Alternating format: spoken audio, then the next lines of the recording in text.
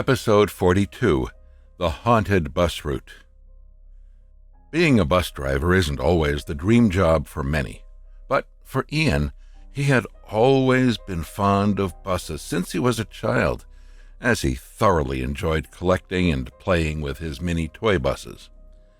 Years passed by, and after he had completed his high school, Ian told his parents that he didn't want to continue with college and wanted to apply to be a bus driver instead.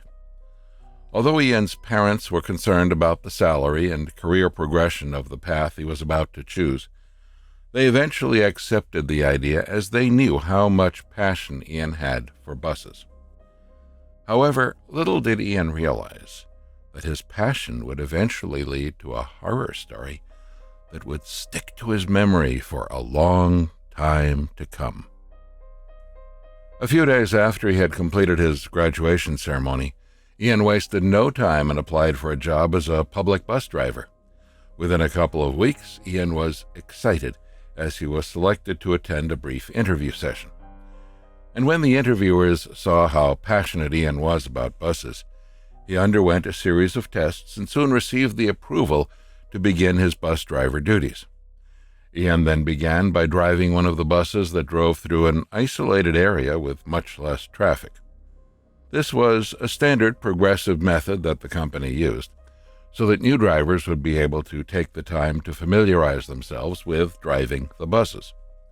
But before he began his first day, one of the senior drivers named Marnie told Ian, "Be mindful and respectful as you go along the route for this bus. The route itself may be easy and peaceful, but it can get quite eerie since no one usually boards this bus, and the fact that this bus goes through routes that are dimly lit, it does get scary. Oh yeah, and that reminds me, did anyone tell you what you need to do at a particular bus stop?" "Not really, Mr. Marnie. What is it that I have to do, and what makes the particular bus stop so special?" asked Ian. "Well, once you arrive at the bus stop near the cemetery, you have to stop the bus even though no one boards or alights the bus. Also, you must open the exit door and say thank you before closing the door and driving off," said Marnie. "Okay, that sounds strange and creepy. Has that practice been going on for some time now?" asked Ian. "Yes, and I strongly advise you to practice it, as many others have done. We don't mess with the supernatural here. We just respect them so that they don't haunt us while we work," said Marnie. So, over the next few days, when Ian arrived at the cemetery bus stop, he would open the exit door and say thank you, even though there was no one there. He felt it was a little stupid to do it, but since he was a new staff member there, he didn't want to seem disrespectful to the seniors, especially since he really loved his job. But one night, after doing an extra shift to cover for a sick colleague, Ian was getting really tired and was almost dozing off while he was driving his bus. So he knew that he needed to reach the bus interchange as soon as possible so that he could go back home after that to get some sleep. As there was no one else in the bus with him, Ian was contemplating taking the easy way out. He thought of foregoing the advice of stopping at the cemetery bus stop and just drive by. Ian was now approaching it, as he talked to himself and said, Should I? Should I just not do this ridiculous tradition just this once? I should, shouldn't I? I'm so tired." Ian slowed down as he almost arrived at the bus stop while thinking about what he should do. When Ian saw that no one was at the bus stop, that was when Ian made a split-second decision to step on his gas pedal and drive past the bus stop without stopping. Ian didn't stop the bus, didn't open the exit door, and, most importantly, he soon would come to realize the horror that he would face by not saying thank you. So, after Ian had driven off and was now driving along the narrow, dimly lit road, he still thought about whether what he did was wrong. Ian talked to himself and said, "Did I make a mistake? Should I have stopped instead? Nah, it was the right thing to do. No one was there, so I didn't stop. I just hoped the seniors like Mr. Marnie wouldn't find out about this." Ian continued driving the bus, and soon after he moved along the dark road, Ian felt more eerie, and feeling as though there was someone or something behind him. That was when he looked at his rearview mirror and saw a lady in a black dress with long black hair that partially covered her face. Although the lady looked odd, Ian didn't care much for it, as he had seen many odd individuals like her taking the bus for the few days that he drove the other buses. So Ian just looked forward, as he thought that he was probably too tired that he forgot that there was one passenger left in his bus. Ian ignored the sight of the lady in his rearview mirror and continued driving his bus. But as he continued driving, he started to notice that the route that he was driving along looked oddly unfamiliar, even though it was similarly isolated and dark. Ian got slightly nervous as he thought that his tiredness was making him go the wrong way. He knew that if he screwed it up, he might lose his job. So Ian tried to shake his head slightly to wake himself up. Then, through his peripheral vision, he saw in the mirror the lady standing up from her seat and pointing to the left, to indicate to Ian to make a left turn in front towards another bus stop closer to the cemetery. Given the lady's silent, creepy aura, Ian felt the eeriness of the atmosphere getting more intense. But again, he tried to brush it off.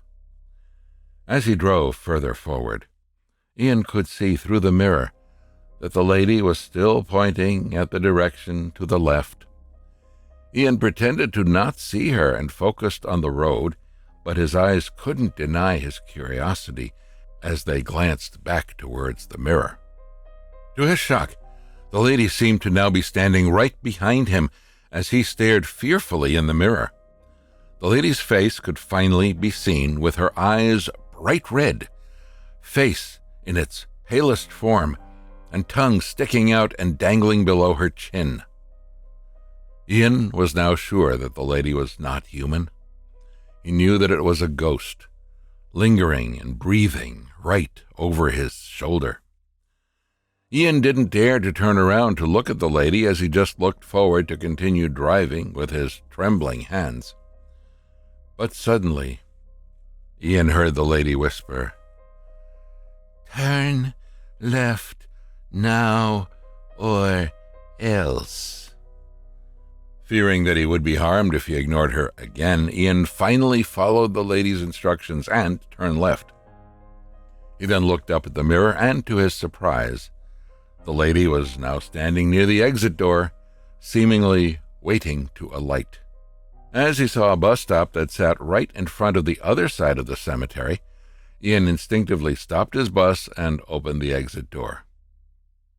He looked at his rearview mirror again and noticed the lady slowly exiting the door. But before she alighted, the lady said, "Never forget again." Ian could immediately feel goosebumps on the back of his neck and forearms, as he knew exactly what the lady meant.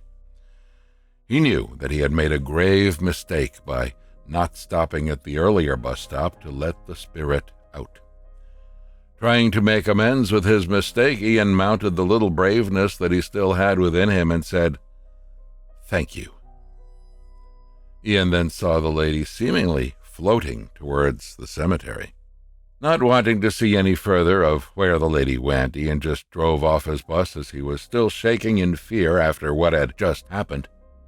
Right in front, he suddenly saw a crossroad where he would be able to continue on his actual bus route after making a right turn. Although terrified, Ian was relieved that he was back on track. Throughout the rest of the journey, Ian also constantly looked at the rearview mirror to see if there was anyone there. Thankfully for Ian, he didn't see anyone or anything else in the bus.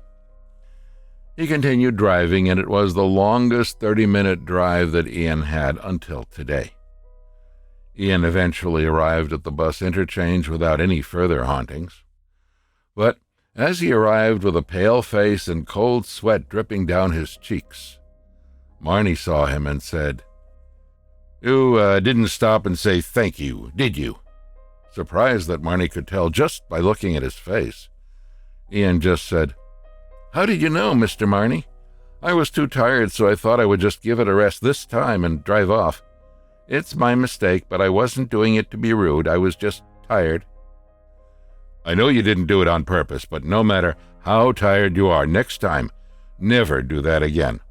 Not sure if it makes you feel better, but you're not the first to have taken the instructions lightly.